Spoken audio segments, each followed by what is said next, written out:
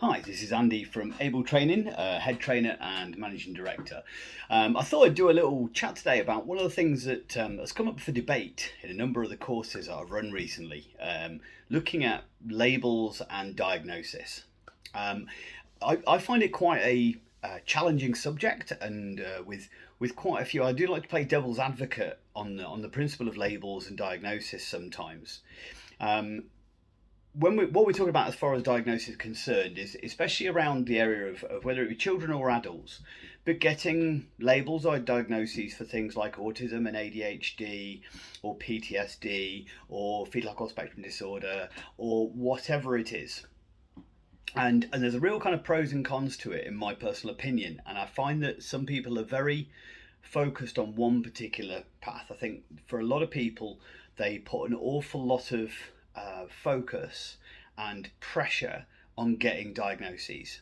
Now, obviously, there is lots of benefits for a person potentially getting a diagnosis about their condition. For one, it can maybe help the person to understand themselves. And this is one of the things I try and get over that I think is so important when we look at something like diagnosis or a label for a particular person, is that it should be for the benefit of the person themselves. We need to make sure that one, is it the best for them? Is it something that's going to help them to understand them, to allow them to access funding, to help them to get the appropriate level of support and understanding around their condition, to allow them to access appropriate services and additional resources, but also to then know the best way of supporting an individual or managing a person as far as things like their behaviour is concerned, whether it be medication based or whether it be behavioural based. But I think there's also some huge detriments as far as, or some issues with labelling.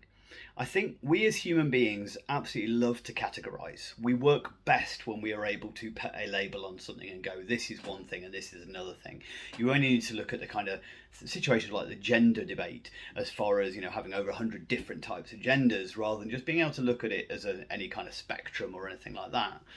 Or whether it be sexuality, are you gay or straight, rather than looking at the spectrum that is potential attraction towards the same or opposite sex.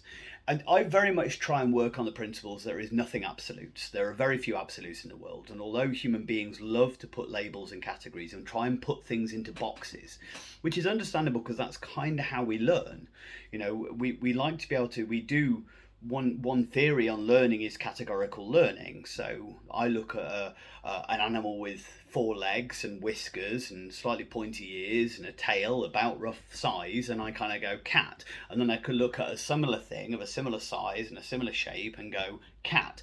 That's how we kind of learn and make sense of the world around us when we're in this in learning stages. It reminds me of kind of the debate around evolution and things like that as well, which is a subject that I'm quite passionate about from an evolutionary psychology point of view. But understanding the theory of evolution, people find it difficult because there's no transitional steps, because it's we separate the species, we put a label on them and give them a name and say that, well, this species can't breed with that species and therefore it makes them separate. But it's a concept, it's not an absolute. So as far as the diagnosis is concerned, what I found is there is many individuals who get a diagnosis, but they don't necessarily fit into that one box. Okay. Also, there's often cases where individuals get misdiagnosed. I'm going to give you some examples that I've come across. So one of the things is, and where the debates come up, is around a condition called pathological demand avoidance. Now, pathological demand avoidance syndrome is a fairly new area of understanding, and it's a new label that's out there and only really been recognised officially by the National Autistic Society since about 2015. So it's very much new. There is currently no NICE guidelines on it. It's not currently outlined in the Diagnostic Statistical Manual of Mental Health Illnesses. So it's kind of in limbo land, and some clinicians do not recognise it as an official condition and others do. Some say it just is part of the autistic spectrum, and others say it is a slight diversion, a slightly separate, that needs to be supported differently. One thing that's definitely true though, those with a PDA profile do need different times of support and management than somebody who we might class as typically autistic. But I think the whole autistic kind of spectrum was a really good step forward. So rather than having autism, Asperger's, PDDO, and NOS, which are the kind of the separate labels they used to be, they made it this autism spectrum disorder. Um, with the main focus on being, rather than worrying too much about the label, let's focus on how it affects the way that the person sees the world, and the way that they feel, and the way that their brain works affects their ability to interact with what we class as a neurotypical world, or able to look after themselves, or to make sure that they kind of can support themselves and be independent. Okay, and I think that's really where I would say that the ideal should be, that rather than necessarily trying to just get the label right 100%, I think it can be important, but I think it should be much more focused on well, how does this condition affect this particular individual? Because the PDA one is an extremely difficult diagnosis to get. So if we're finding that one strategy isn't working based on autistic profiles, then we should be then adapting our ways of supporting and managing, etc., to accommodate this particular person. As Einstein said, the definition of insanity is doing the same thing over and over again but expecting different results. So if any case a strategy isn't working, then it should be changed, rather than going, well, this child must be wrong because all the strategies we know work, and therefore if it's not working on this child, it must be the child that's wrong, not the strategy, which is a bizarre way of looking at it, but I have come across it a few times. So another one is the fetal alcohol spectrum disorder. For those of you who aren't familiar with what fetal alcohol spectrum disorder is, it's a condition that's associated or caused by a biological mother, consuming alcohol during pregnancy.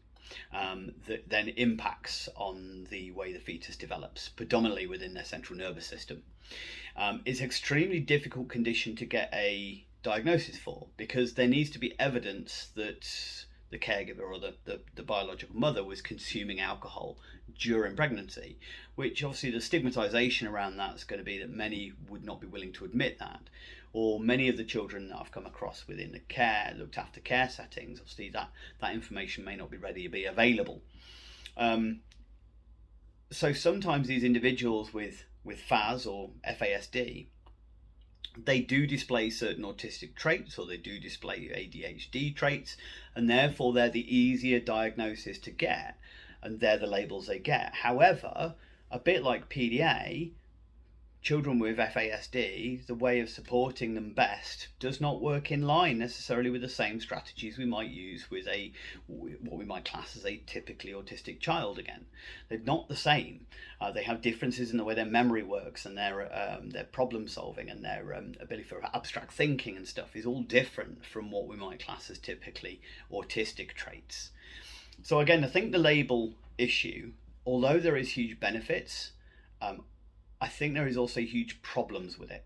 And I think that people put a massive level of over-reliance of, sometimes, whether it be a case of their personal feelings of, but I want a label to understand. Rather than just being able to go, I want to understand, and maybe that informs me of the label. I think sometimes I see it as the wrong way around, that people focus on this. I know that sometimes for both parents or carers or the individuals themselves, and I come from a family where a family member of mine didn't get a diagnosis of autism until late on in his life, 70s or 80 years old, because he wanted to get a diagnosis to understand himself. And I can completely understand that. I also, on the flip side, know individuals who've got a diagnosis, and unfortunately it's been a self-limiting diagnosis, that they no longer feel they can because they've now got this label, which means I can't because I have this, which isn't the benefit and purpose of a label. But I'd love to hear your views of what do you think are the pros and cons of labels and diagnoses related to conditions? Do you think it is a more complex subject than we should just get the label? I'd be very interested to hear your thoughts. Please share.